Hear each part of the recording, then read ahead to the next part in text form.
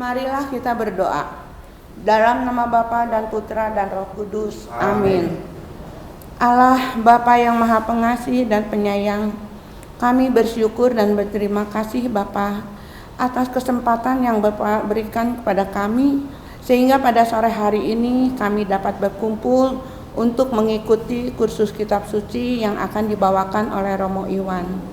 Kiranya Bapa mencurahkan Roh Kudus ke dalam hati dan pikiran kami, sehingga kami dapat memahaminya, dan bantulah dengan bantuan rahmat-Mu agar kami dapat melaksanakannya di dalam kehidupan kami sehari-hari.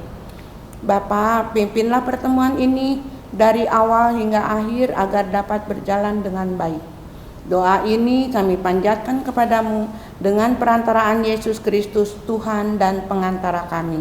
Amin. Dalam nama Bapa dan Putra dan Roh Kudus. Amin.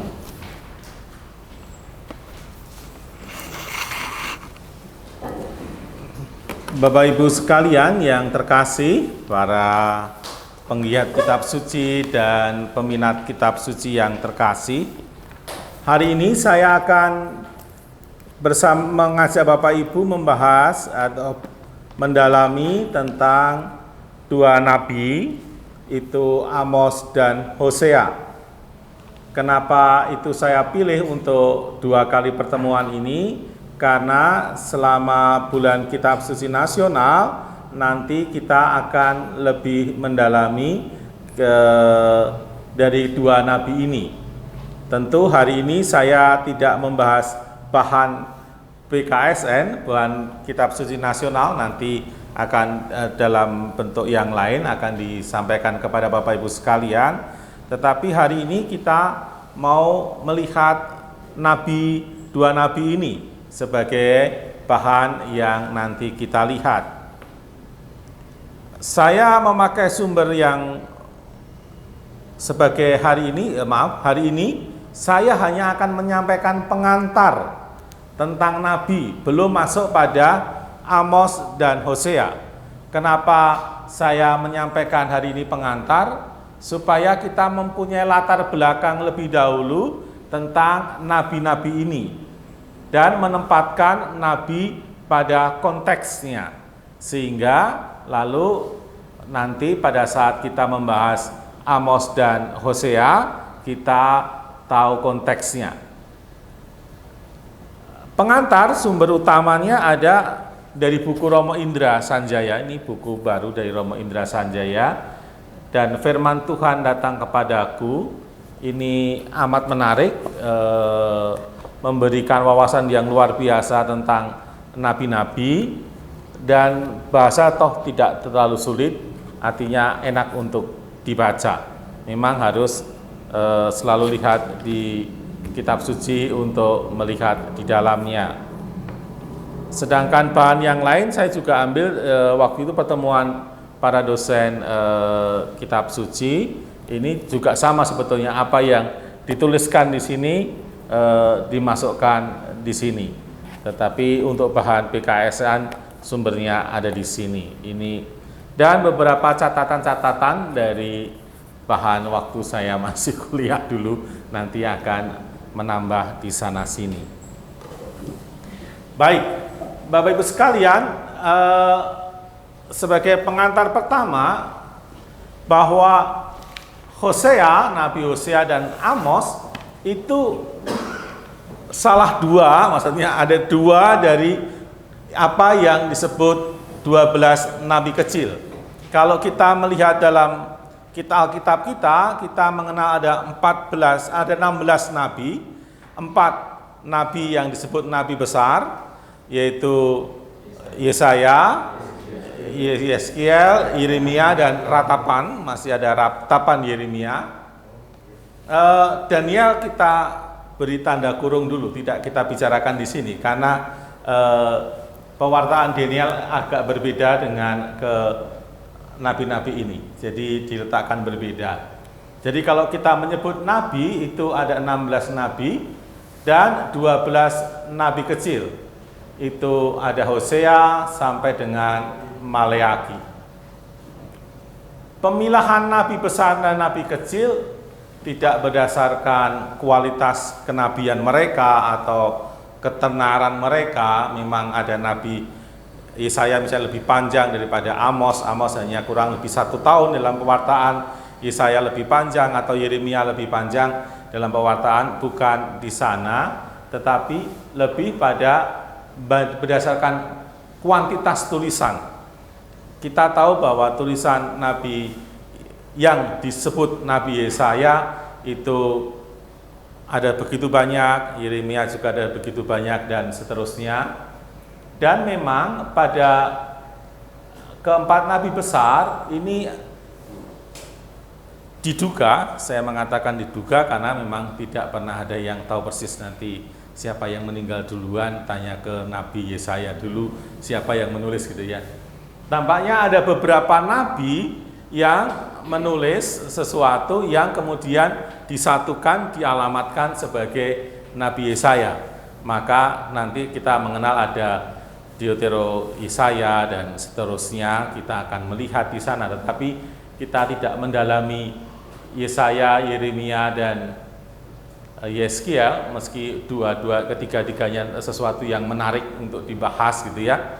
Mungkin mencari waktu lain kita bicara nabi-nabi yang besar. Sekarang kita lihat 12 nabi kecil, tapi kita khusus pada Hosea dan Amos. Nah, kalau kita lihat di Sirah bab 49, di Sirah 48 Yesaya disebut. Di Sirah 48 ayat 24 Yesaya disebut, saya bacakan aja.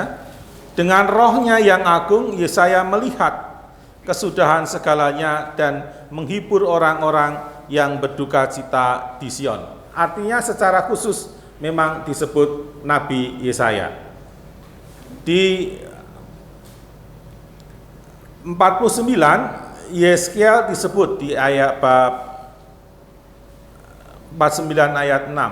Bangsa-bangsa itu membakar kota suci yang terpilih dan menjadikan jalan-jalannya sepi karena Yeremia. Ayat 8, Yeskiel memperoleh penglihatan tentang kemuliaan Allah yang ditunjukkan kepadanya di atas kereta para kerub. Ya, lalu ayat 10 masih disebut juga tentang 12 nabi. Semoga tulang-tulang ke-12 nabi bertunas kembali dari dalam kubur mereka, sebab mereka telah menghibur dan menebus keturunan Yakub dalam iman pengharapan. Apa yang mau dikatakan di sini? Bahwa kalau tadi 4 nabi-nabi besar disebut secara khusus, Yesaya, Yeremia, Yeskiel disebut secara khusus, sedangkan 12 nabi ini disebut sebagai kesatuan 12 nabi. Memang di dalam kenyataannya 12 nabi ini, tulisan-tulisan 12 nabi itu dimasukkan di dalam satu gulungan. Tentu harapannya supaya karena tulisannya sedikit-sedikit supaya tidak tercecer, sehingga dimasukkan ke dalam satu gulungan. Lalu pertanyaannya, memang dulu tidak dipersoalkan apakah ini berdasarkan urutan kronologis waktu itu atau berdasarkan tulisan dan semacamnya. Tampaknya tidak masuk di sana, dan saya kira kita juga tidak perlu mendalami terlalu dalam tentang gulungan yang ada itu, tetapi bahwa 12 nabi sebagai satu kesatuan. Tetapi kita mau melihatnya satu persatu di dalam kerangka ini.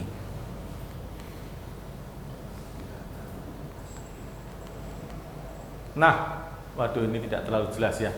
Nah, di sini ada sebuah data yang menyebutkan kronologi kurang lebih masa-masa di mana nabi-nabi itu hidup dan berada di dalam konteksnya. Nanti masih akan saya jelaskan satu persatu.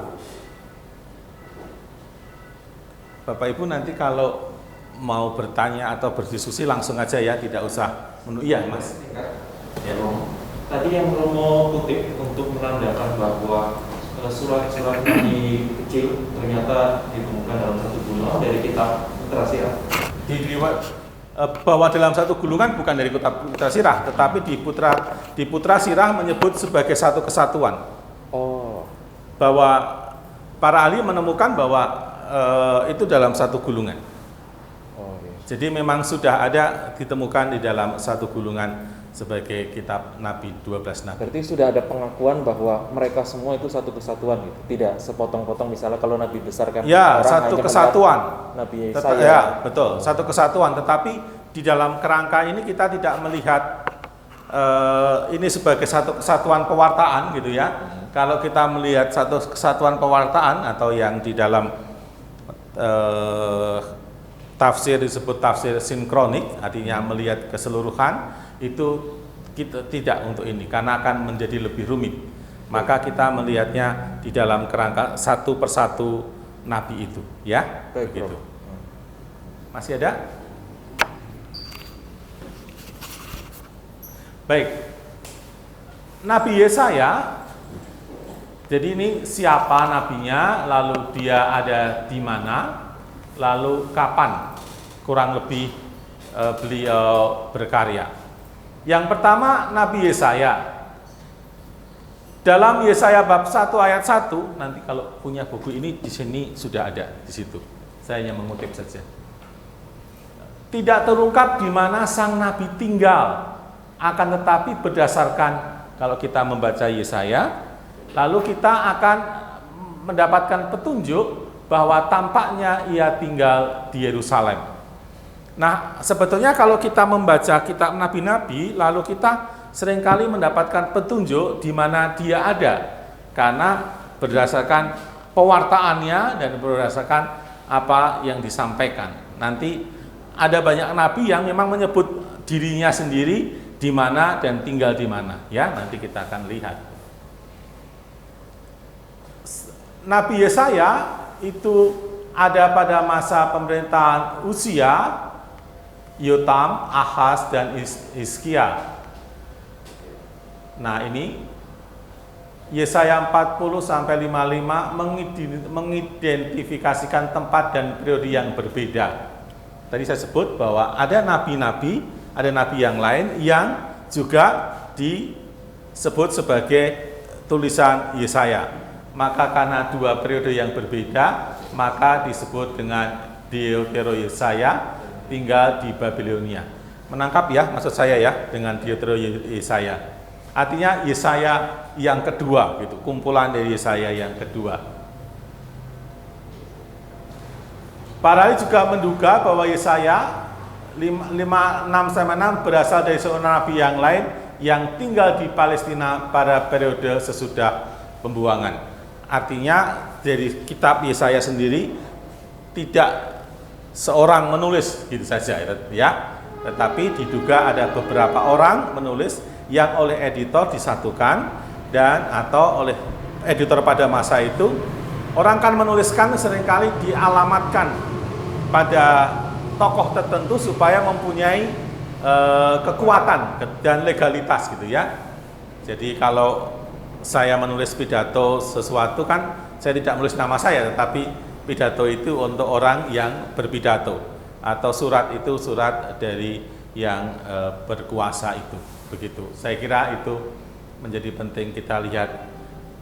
Kita tidak memasuki wilayah ini, maksud saya menerangkan Deutero Yesaya itu bagaimana dan seterusnya. Saya kira karena butuh waktu tersendiri, mungkin cari waktu lain kita belajar tentang Yesaya dan nabi yang lain.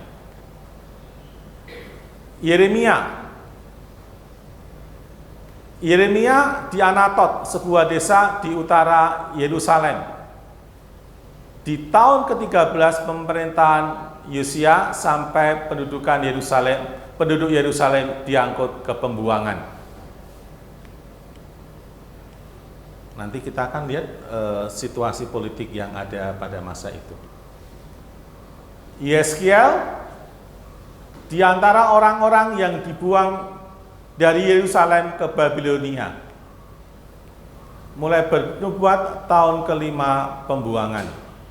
Ini ada tanggal-tanggal, ini nanti bisa dilihat berdasarkan sejarah fakta-fakta yang pada masa-masa itu.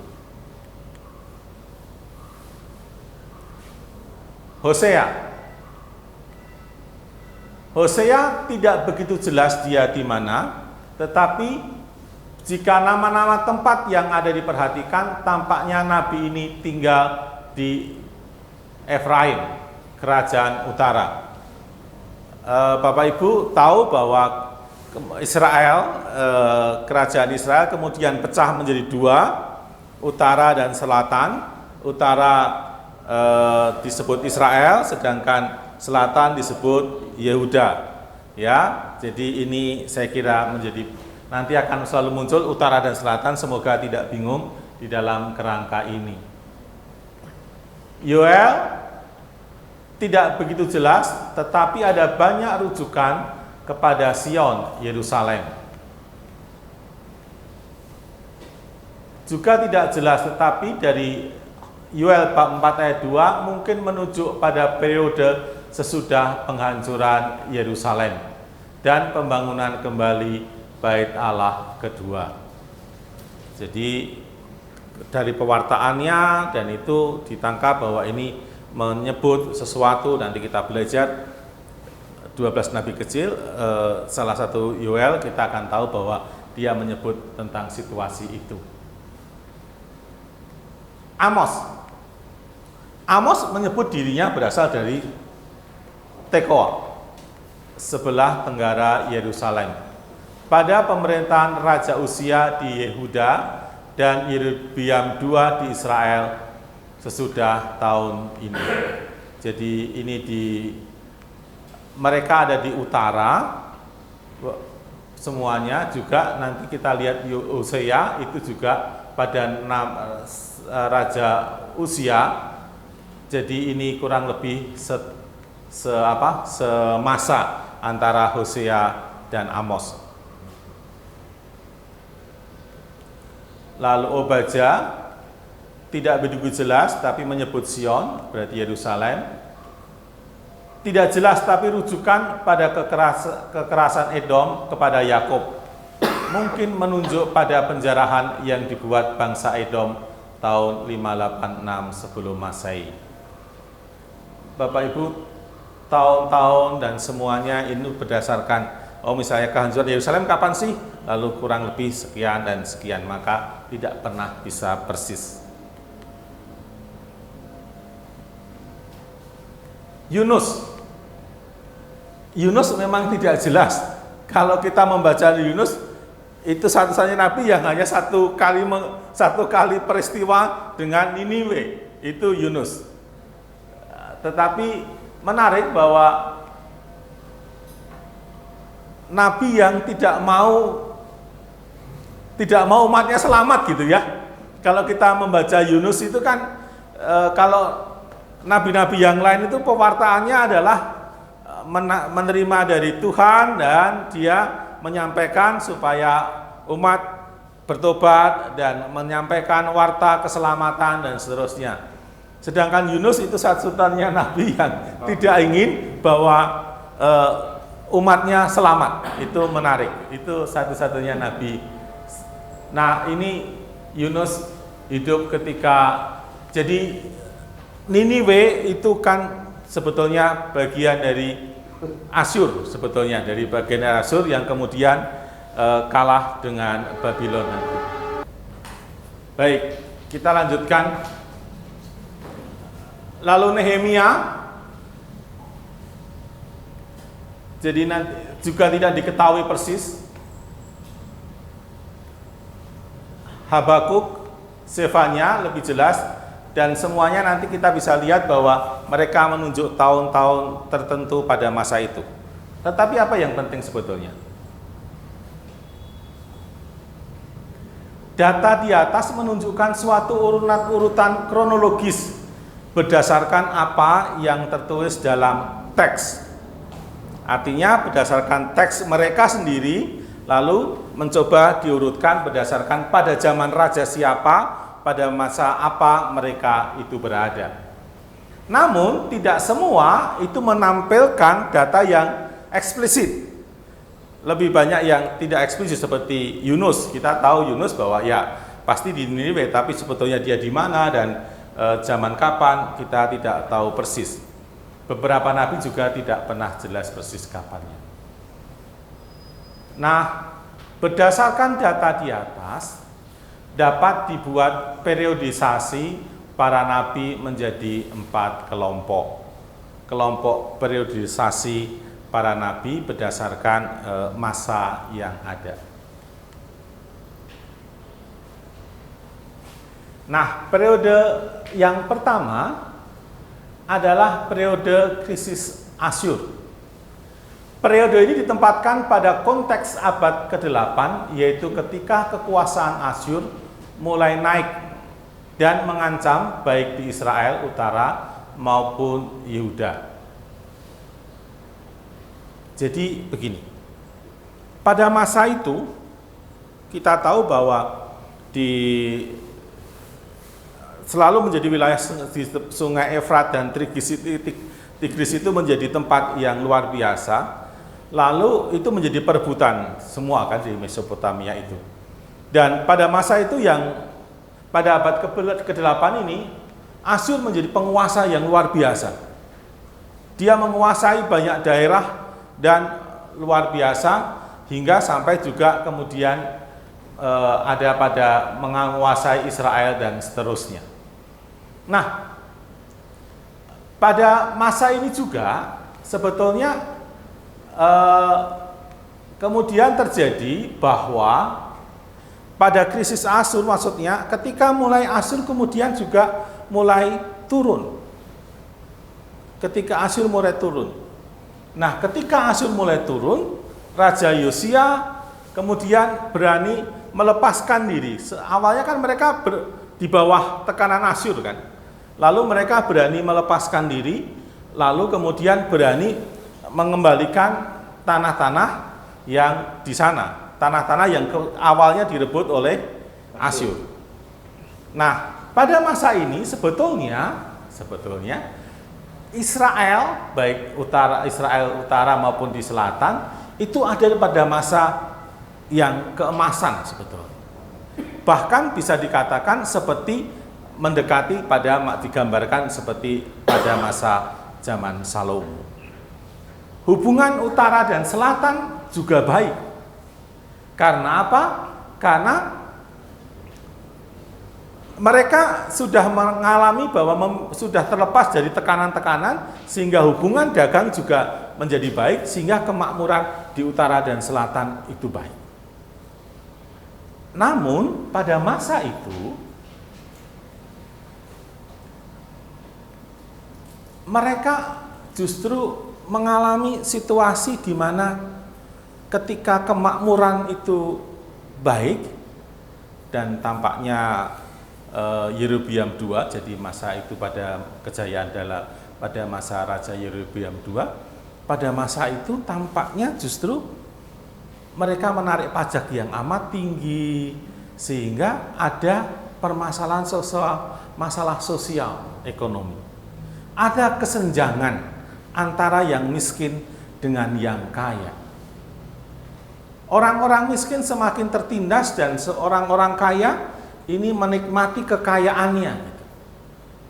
Nah, ini yang kemudian menjadi kritik dari Amos. Amos mengkritik situasi tentang keadilan sosial yang tidak ada ini. Jadi Amos hidup pada masa di mana sebetulnya keadaan Israel baik di utara dan selatan, Israel dan Yehuda itu dalam keadaan yang baik.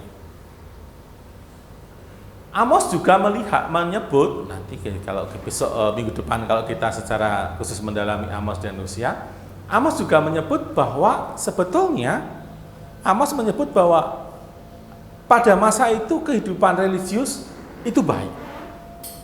Tetapi cenderung hanya pada masalah kultis, masalah liturgisnya saja. tetapi hatinya mereka tidak jauh dari Allah.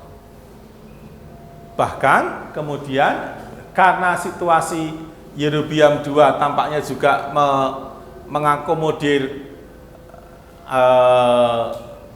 ilah-ilah yang lain, lalu nanti Hosea mengkritik praktek-praktek keagamaan yang ada. Hosea malah secara agak kasar dikatakan bahwa dia harus menikahi perempuan sundal.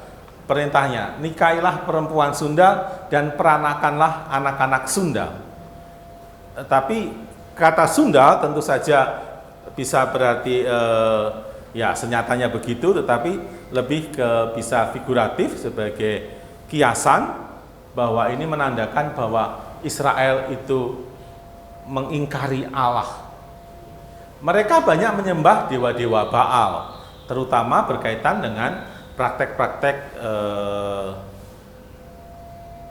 ibadat-ibadat kesuburan, gitu. Ibadat kesuburan itu kan mereka ketika mereka beribadat kesuburan di kuil-kuil Baal, mereka juga menggunakan perempuan-perempuan sundal sebagai bagian dari praktek-praktek kesuburan itu. Dan ini yang dikritik oleh Hosea. Maka satu pihak Hosea mengkritik bagaimana ini kehidupan religius yang baik tetapi tidak mengikuti tidak sampai pada pengalaman pada Allah sendiri.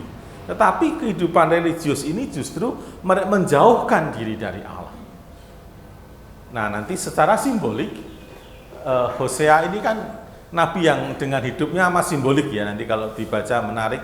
Simbolik kemudian bagaimana Allah mengampuni umatnya digambarkan bagaimana Hosea mau menerima istrinya kembali meskipun dia sudah bersundal dengan laki-laki lain. Nah, ini simbolik.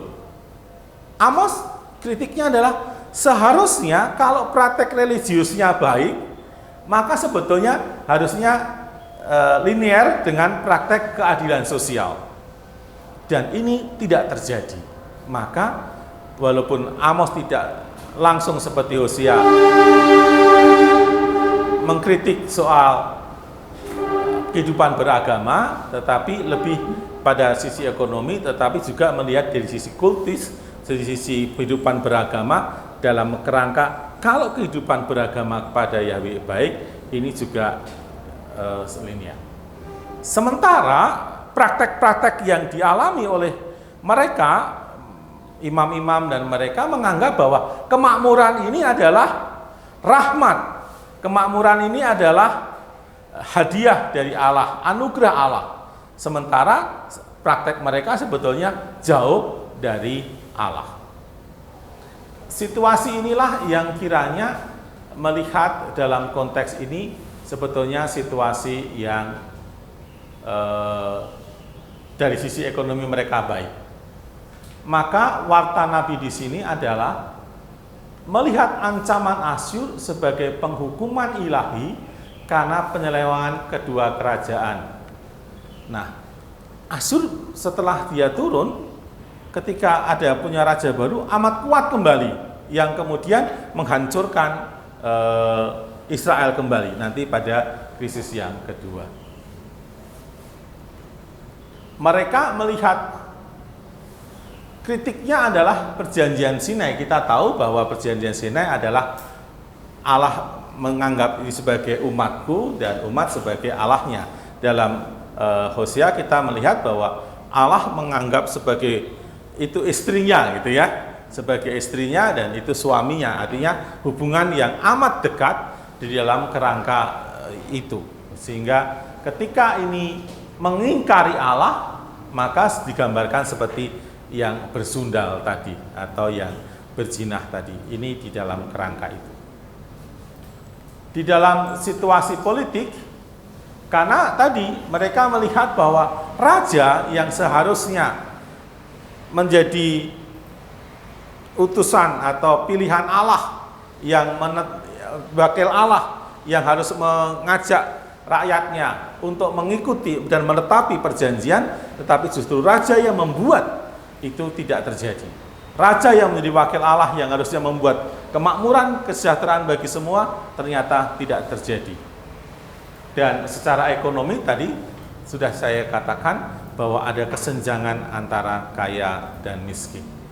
Dan kemakmuran seringkali menimbulkan kesenjangan-kesenjangan yang semacam ini. Baik, ini periode pertama yaitu periode krisis Asyur. Apakah ada yang mau komentar? Silahkan Mas. Ada dua Pak. Ya. Pertama mungkin koreksi sedikit Pastor. Itu maksudnya abad 8 sebelum Masehi mungkin ya? Ya, abad semua sebelum Masehi. Iya, iya. Nah, betul. Jadi semua Soalnya 8 Masehi kan beda lagi periode. Jadi Iya. seperti yang di awal tadi kita bicara nanti semua abad di sini semua bicara sebelum Masehi ya. Iya. Jadi tidak ada yang Masehi. Ya. Yang kedua yang tadi waktu Pastor cerita ada raja baru dari kerajaan Asyur yang akhirnya bangkit, Asyur jadi kuat kembali dan akhirnya menghancurkan Israel, itu pada kisah Nabi Amos.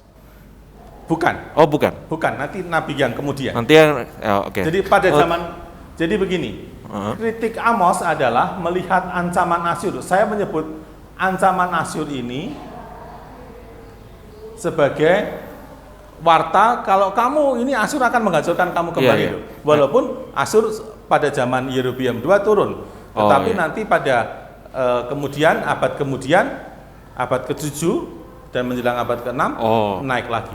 Jauh. Jadi yang saya hanya ingin mengklarifikasi Pastor bahwa Nabi Amos datang melihat situasi kesenjangan sosial, tetapi pada dasarnya pada zaman Nabi Amos itu bisa dibilang ekonomi kerajaan utara dan selatan relatif bagus sebenarnya. Amat bagus. Amat bagus. Dan tapi kemudian nanti kita tahu berikutnya kerajaan Asyur akan menghancurkan mereka. Iya. Oh, iya. Jadi Iya. Amos itu sebetulnya dia mengkritik sistem ekonomi, sisi ekonomi gitu. Kenapa di sisi ekonomi? Karena kesenjangan tadi gitu. Jadi pada abad 8 sebelum Masehi ya ini ya. Jadi pada krisis Asyur yang saya sebut dengan krisis Asyur sebetulnya situasi kerajaan Israel utara dan selatan dalam situasi yang amat baik. Maka tadi digambarkan seperti pada masa zaman Salomo gitu ya. Masih ada yang lain? Berarti kalau cepat akan lebih cepat selesai. Saya senang. Ya. Nah, ini krisis Babel. Tadi sudah disebutkan pada masa itu, kemudian Asyur turun, Babel mulai naik. Dan puncaknya Babel itu pada masa zaman Raja Nebukadnezar. Itu luar biasa, bisa mengalahkan Mesir dan menguasai daerah-daerah Palestina dan juga Timur Tengah pada masa itu. Nah, Yehuda diwarnai kekacauan karena pemimpinnya lemah serta tidak peduli dengan perjanjian dengan Allah. Nabinya ada Yeremia, Zefania, Habakuk, Nahum, Obadja. Warta Zefania meneruskan Nabi abad ke-8. Nahum memusutkan pada kehancuran Asyur dan Habakuk fokus pada Teodise yang mulai muncul. Begini sebetulnya. Pada masa itu, ketika Babylon mulai naik, sebetulnya kan awalnya kerajaan Israel, awalnya abad 8, utara dan selatan itu baik-baik saja. Tapi kemudian utara bergabung dengan Asyur, mau menghancurkan selatan. Selatan bergabung dengan Mesir. Nah, ketika Asyur jatuh, utara sudah jatuh. Ya kan? Selatan Mesir ketika Babylon itu Yehuda juga hancur. Nah, ketika kehancuran, kenapa? Sebetulnya Nabi Yeremia sudah mengingatkan selatan supaya Raja Uzia supaya tidak menyerang melawan Babylon gitu kan, bergabung dengan Mesir ini. Nah, ketika dia menyerang melawan Babylon kalah. Karena kalah, maka memindahkan ya orang-orang yang baik ya, tukang-tukang, para raja dan semacamnya, itu diangkut ke Babylon. Ini menarik kalau kita melihat dari kacamata Nabi Yeremia. Karena apa? Sebetulnya Yeremia mengatakan di dalam wartanya, kalau kamu tinggal di Babylon, hiduplah dengan baik. Karena sebetulnya di Babylon mereka mendapatkan tidak seperti kungkungan, tapi mereka bisa hidup. Bahkan mereka juga bisa beribadah. Memang lalu ada krisis yang baru secara religius di sana ketika nanti ya, ini ketika belum sampai, ini kan belum sampai pada pembuangan. Ketika di dalam pembuangan itu mereka sebetulnya ada krisis-krisis yang baru. Nah, kemudian di sini di Babylon tinggal lalu ya orang-orang yang tua, tapi juga ada para petani yang tetap mengusahakan supaya kebun anggur tetap hidup dan situasi yang pertanian tetap jalan supaya bisa diambil oleh Babylon. Lalu di sana ada Sedekia. Nah, Sedekia ini kemudian karena hasutan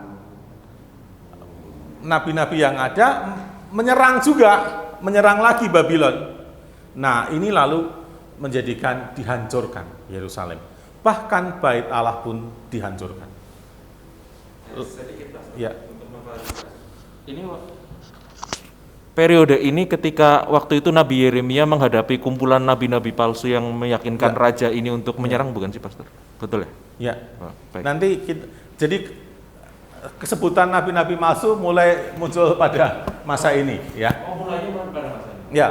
Ya, sebetulnya zaman Elia sudah ada ya. Tetapi maksud saya yang lebih menonjol bahwa dibicarakan nabi-nabi palsu karena di sini nanti kita besok minggu depan kita belajar tentang nabi palsu dan nabi itu cirinya apa misalnya gitu, dan kita lihat. Nubuat palsunya banyak itu, Rom.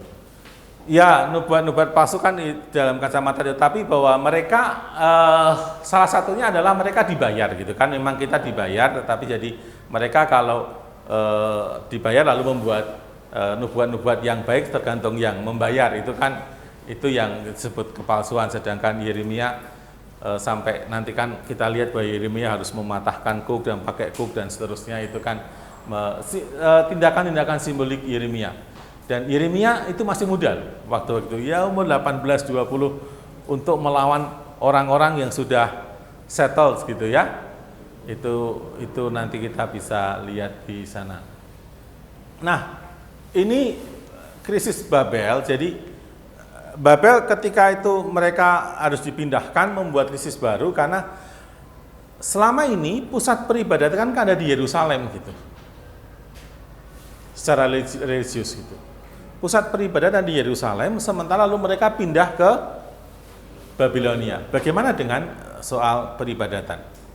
Nah, ini juga menjadi pertanyaan-pertanyaan yang penting dan di sana. Dan kedua, sebetulnya kemudian bahwa mereka yang tinggal di Babylon ini kemudian menemukan membuat sinagoga dan semacamnya, lalu tetap sunat, lalu beribadah kepada Yahweh. Justru mereka beribadah pada Yahweh ya.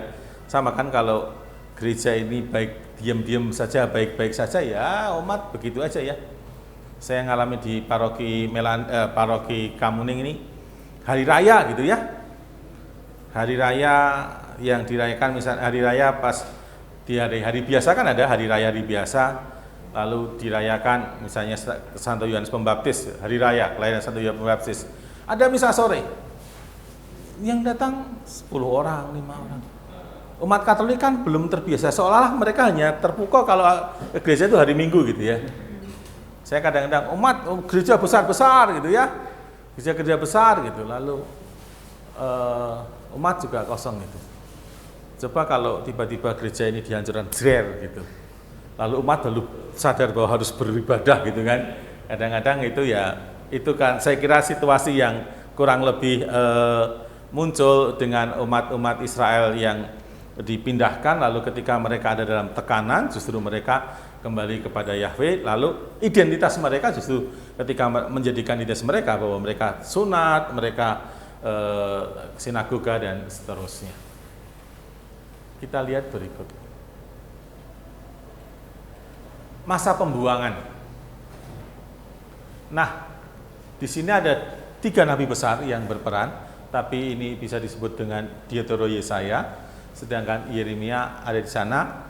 Yeremia tidak ikut dalam pembuangan, sedangkan Yeskiel itu nabi yang ikut dibuang. Yeremia tetap ada di Israel. Nah, pada masa ini krisisnya menjadi lebih hebat. Kenapa lebih hebat? Nabi-nabi yang disebut nanti besok diterangkan ya, quote unquote nabi-nabi palsu kan meninabobokan bahwa ini hanya sementara gitu. Nanti kamu akan kembali lagi ke tanah Kanaan, ke tanah terjanji. Kamu akan kembali lagi. Jadi udah gitu. Ini nggak akan sementara aja, nggak akan lama gitu kan. Yeremia kan mengatakan tidak, ini kamu akan 40 tahun akan dihukum di sini gitu kan. Jadi ini perlawanan yang luar biasa. Jadi Yeremia menyampaikan berita yang berbeda dan itu. Maka Yeremia kan sampai diusir kan. Yeremia mengalami bahwa dia harus bersembunyi di gua dan semacamnya. Karena apa? Karena berhadapan dengan orang-orang tua yang siapa sih yang ketika dalam situasi terpuruk terlalu mendapat, oh enggak lama lah besok kamu akan jaya lagi gitu. Ada orang mengatakan enggak, kamu harus hidup mengikuti ini dan ini sebagai bagian dari pembelajaran dari Tuhan supaya itu kan menjadi repot gitu kan. Situasi ini itu. Nah, menjadi krisisnya semakin mendalam karena nubuat nabi-nabi ini gagal. Kenapa gagal? Karena kenyataannya justru malah semakin dihancurkan.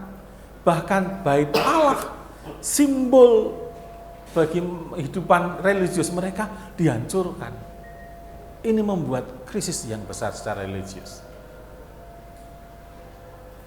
Artinya mereka, kalau bait Allah itu dihancurkan, simbol religius ini dihancurkan, ada pandangan orang-orang Israel bahwa Allahnya Yahweh ini kalah dengan dewa-dewanya orang Babylon. Yahweh yang perkasa tiba-tiba kalah dari dewa Marduk dan semacamnya yang dewanya orang-orang Babylon. Mengerikan sebetulnya. Ada krisis bukan hanya soal krisis identitas sebagai bangsa terpilih, tetapi juga krisis bahwa Allah Yahweh-nya kalah. Lalu sekarang pusat peribadatan di mana? Jadi ini krisis yang luar biasa. Situasi ini sebetulnya sama dengan situasi kita dengan pandemi ini loh. Secara religius kita juga mengalami krisis gitu. Awal-awal dengan online tuh, online ya. Awal-awal dengan online tuh orang kan ribut gitu. Gimana saya nggak bisa ke gereja, saya nggak bisa menyambut tubuh Kristus. Wah, protes gitu.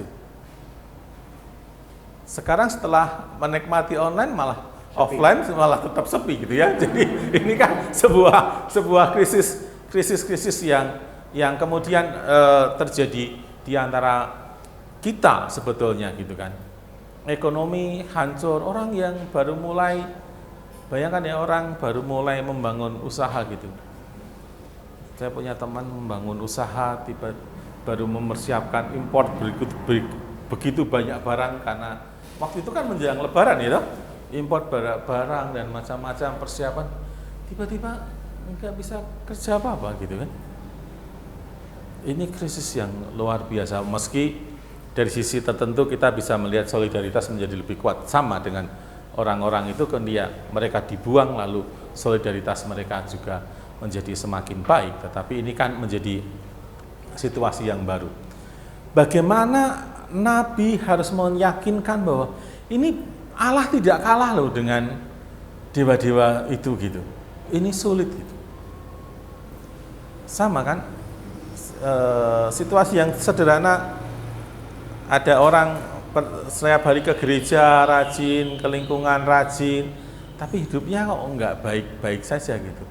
Orang yang ke Gunung Kawi hidupnya malah jadi lebih hebat, atau orang yang jujur malah semakin hancur, tapi yang korupsi kok semakin baik. Ini kan situasi-situasi iman yang secara mendalam gitu ya. Itu mempertanyakan iman mereka dan menggoncang iman mereka. Dan warta nabi-nabi inilah yang meneguhkan. Maka pengharapan dan janji akan pembangunan kembali, restorasi ini menjadi penting. Warta nabi itu warta sebuah harapan. Dan bagaimana orang diajak kembali pada berpegang pada iman akan harapan. Tetapi harapan ini bukan harapan palsu, karena mereka punya pengalaman bagaimana Allah yang juga membebaskan. Maka nanti ketika pembuangan ke Babel itu seperti digambarkan seperti pembuangan ketika mereka ke Mesir, ya. Sampai sini ada pertanyaan pada krisis Babel? Mau tanya sedikit, Ya, Romo? banyak juga Tanya boleh. Sedikit. Ini Romo, kalau Babel yang di sini sama Babel yang di, kalau nggak salah itu di kitab Kejadian yang ada menara Babel.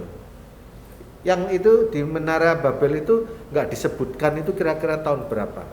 Apakah sama dengan yang ini? Oh, jauh ya, itu perbedaannya ya. Karena jadi begini, kita melihat kasus menara Babel di dalam kerangka dalam kitab Kejadian ya. Itu dalam kerangka bagaimana dosa itu masuk ke dalam dunia. Jadi dalam kerangka itu. Jadi bagaimana dosa itu masuk ke dalam dunia. Itu yang kembali bahwa kita ngomongin pembuangan Babel jangan dikaitkan dengan menara Babel. Jadi menara Babel itu konteksnya dalam kitab Kejadian adalah bagaimana mau menceritakan tentang bagaimana dosa itu masuk ke dalam dunia, atau bagaimana kejatuhan manusia ke dalam dosa itu, Pak, ya. Tapi yang menara Babel itu waktunya lama itu ya, Romo? Ya, jauh, tidak di dalam kerangka nabi-nabi itu masih. Jadi itu belum Abraham itu, Pak. Sebelum Abraham. Nanti kita Abraham itu kan baru di kitab Kejadian yang bab mulai 18 ya gitu. Jadi bab 1 sampai 15 kurang lebih itu kan masih tentang manusia, penciptaan manusia dalam dosa, lalu kemudian bapak-bapak bangsa itu baru kemudian ya. Baik. Bagian terakhir ini dalam masa pembuangan, saya kira tadi jelas bahwa krisis mereka menjadi semakin besar karena apa yang diwartakan bahwa mereka akan segera kembali ternyata justru tidak. Justru semua orang diangkut. Memang tampaknya tidak semua orang diangkut, tetapi di sana masih ada beberapa orang, tetapi lebih mengatakan seluruh bangsa diangkut dan Yerusalem dihancurkan. Bahkan ada sebuah penelitian arkeologis yang menunjukkan bahwa kehancurannya itu luar biasa dan total dihancurkan. Jadi ini krisis itu. Lalu menjadi krisis identitas karena apa? Pusat religius mereka ada di Bait Allah dan Bait Allah dihancurkan.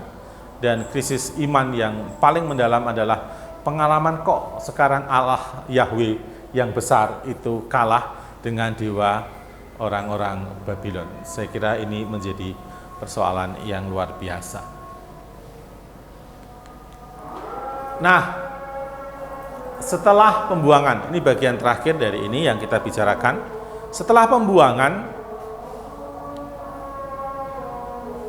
ditempatkan dalam konteks abad ke-6 sebelum Masehi, semua dalam konteks sebelum Masehi ya.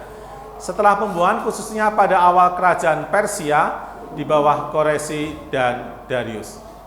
Nah, kemudian Babylon kan kalah oleh Koresi dan yang paling terkenal Darius, yaitu Raja Persia, yang kemudian membebaskan mereka dan mereka membalikan mereka ke Kanaan.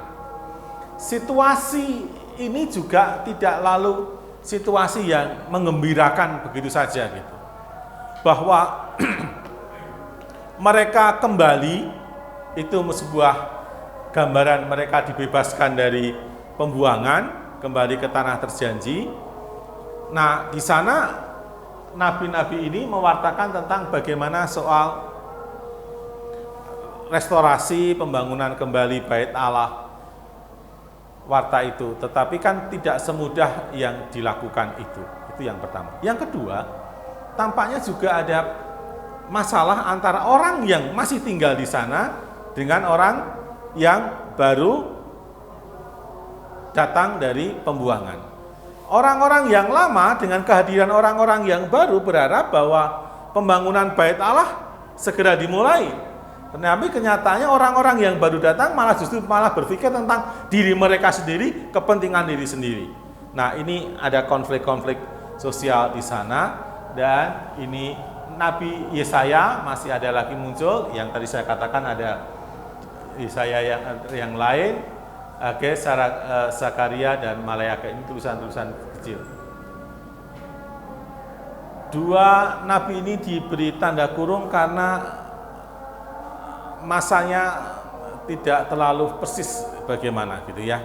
Kalau melihat Yunus, bahwa Yoel dan Yunus menyebut tentang Niniwe, maka ini adalah kehancuran Babylon. Karena kehancuran Babylon, maka diperkirakan juga dalam konteks ketika Babylon kalah dari Persia. Saya kira itu letaknya di sana. Bapak Ibu, dengan pemahaman ini kita tahu letaknya Hosea dan Amos. Pada masa mana Hosea dan Amos itu berada. Meletakkan ini menjadi penting karena apa? Karena kita lalu mengetahui situasinya. Situasi yang terjadi. Apa situasi yang terjadi, dan Nabi dengan kenabiannya itu berhadapan dengan situasi itu. Jadi warta kenabian satu pihak berhadapan dengan situasi, tetapi juga menyampaikan sebuah nubuat apa yang harus terjadi. Kalau kamu percaya pada Yahweh dan kembali kepada Yahweh, kamu akan mengalami begini dan begini. Jadi, ya Pak. Ini waktu lagi periode krisis Asyur, Ya. ada Nabi Yesaya Ya. di abad 8 sebelum Masehi. Ya. Terus waktu lagi di Pembuangan. pembuangan, dan waktu lagi setelah kembali ya. Ini abad Setelah ke-6. pembuangan, Ya. abad Ke-6. 6 sebelum Masehi, ada Nabi Yesaya lagi. Di pembuangan tadi ada Yesaya. Ya. 3. Nah, setelah pembuangan di abad 6 sebelum Masehi masih ada Yesaya, atau cuma tulisannya Yesaya atau ini gitu. Ya, tadi Nabinya. seperti saya sampaikan bahwa ada tulisan-tulisan yang dialamatkan sebagai milik Yesaya. Di dalam masa pembuangan tadi dikatakan, saya sampaikan, itu disebut dengan Deutero Yesaya. Sedangkan pos pembuangan tadi disebut ada tulisan lain nabi yang berkarya pada masa itu dianggap sebagai Yesaya gitu. Begitu ya Pak ya. Oke. Jadi sekali lagi banyak tulisan dalam Alkitab ini tidak persis bahwa itu ditulis oleh orangnya gitu ya. Misalnya surat Petrus gitu. Surat Petrus rasanya sulit kalau kita ngomong bahwa itu ditulis oleh Petrus sendiri, gitu misalnya. Tetapi berbeda misalnya surat-surat Paulus gitu. Surat-surat Paulus dianggap sebagai tulisan orang yang namanya Paulus karena menceritakan dengan banyak hal. Kenapa agak dipercaya? Karena Paulus menyebut Lukas misalnya, ya kan? Sementara di dalam Kisah Rasul, Lukas menceritakan tentang Paulus. Ya, ini kan, dan ini saya kira kadang-kadang kita melihat di dalam, kalau kita mempelajari teks kitab suci, kita mempelajari dengan cara begitu. Begitu Pak, ya. Masih ada yang lain? Nah, tadi kembali bahwa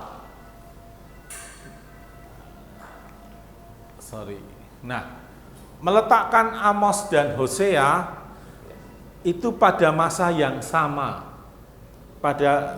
masa yang sama, di dalam situasi yang sama. Tetapi Nabi dipanggil untuk menyampaikan pesan yang berbeda.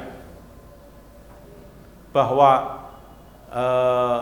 semua tentang Israel, tentang bahwa kamu mengalami begini-begini, kamu mengalami, tetapi pesannya berbeda. Tadi saya sampaikan, Amos lebih menyoroti soal ketimpangan ekonomi, keadilan sosial, sedangkan Hosea lebih menyoroti soal tentang kehidupan religius. Bapak Ibu, saya kira sampai di sini. Kalau nggak ada pertanyaan, terima kasih banyak. Kita minggu depan akan bicara secara khusus tentang Amos lebih dahulu dan Hosea. Saya kira kita punya waktu 1,5 jam cukup untuk bicara Amos dan Hosea. Maka sebelumnya baik kalau Bapak Ibu pernah membaca Amos dan Hosea lebih dahulu, supaya memudahkan ketika kita melihat strukturnya dan pesan-pesannya. Karena tidak panjang sebetulnya Amos dan Hosea itu. Nah, nanti BKSN juga akan membahas Hosea dan Amos dulu dan Hosea, tetapi mengambil beberapa topik yang akan dikaitkan dengan situasi keberadaan kita berhadapan dengan masa yang sulit juga. Bapak Ibu, terima kasih banyak. Sampai bertemu minggu depan. Kalau masih ada pertanyaan, baik dicatat minggu depan pada awal perjumpaan bisa langsung ditanyakan. Kalau masih ada pertanyaan berkaitan dengan, kalau sekarang kan mungkin belum ngeh gitu, nanti di rumah, loh ini kok latar belakang gini, saya menemukan begini, baik nanti kita bicarakan lagi soal itu. Baik, terima kasih banyak, sampai ketemu minggu depan. Terima kasih Romo atas pelajarannya pada hari ini. Jadi kita bagi 2 session gitu ya Romo. Ya. Jadi yang Kamis ini kita mempelajari masa ininya, latar belakang dari Amos dan Hosea. Kita juga menyinggung dari 16 nabi yang kira-kira sekitar abad 8 sebelum Masehi. Kita minggu depan kita akan masuk kepada materi yang sebenarnya, yaitu how to learn, trust, obey God's will through the book of Amos and Hosea, yang merupakan sebagian dari konten BKSN. Ya. Maaf Romo, saya ngomongnya kalau ngelantur dikit, tapi semoga benar. Ya, kalau mau juga bisa nanti setelah Hosea dan Amos kita belajar 10 nabi yang lain. Ini kan 12 nabi, baru 2, masih ada 10 nabi yang lain, dan sebetulnya juga akan kita bahas di BKSN sampai tahun 2025. Ya, baik. Jadi BKSN berikutnya juga akan membahas nabi-nabi kecil, karena memang hampir kita tidak pernah mendalami tentang nabi-nabi kecil gitu ya. Kita selalu ngomongin nabi-nabi Yesaya gitu. Beda dengan saudara-saudara kita Protestan, nama mereka pun nabi-nabi kecil ini ya. Banyakan nama mereka kan Obadja, Yunus itu kan dari nabi-nabi kecil ini. Baik, terima kasih Romo. Saudaraku, KKS pada hari ini kita selesai. Kita akan tutup KKS pada hari ini dengan menyanyikan lagu biji. Setelah itu doa penutup akan dibimbing oleh Ibu Aling. Terima kasih.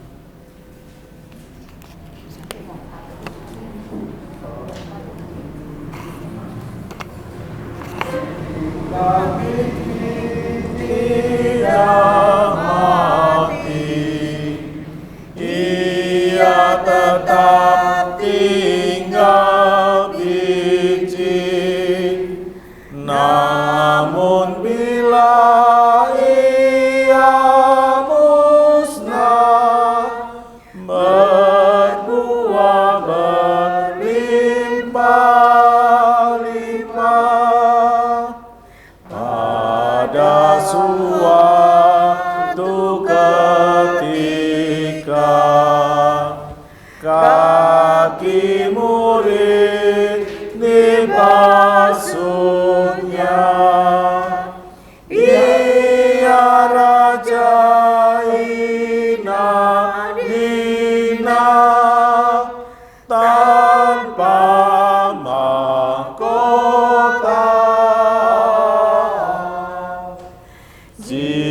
jika biji tidak mati, ia tetap tinggal biji. Namun bila ia musnah, berbuah berlimpah,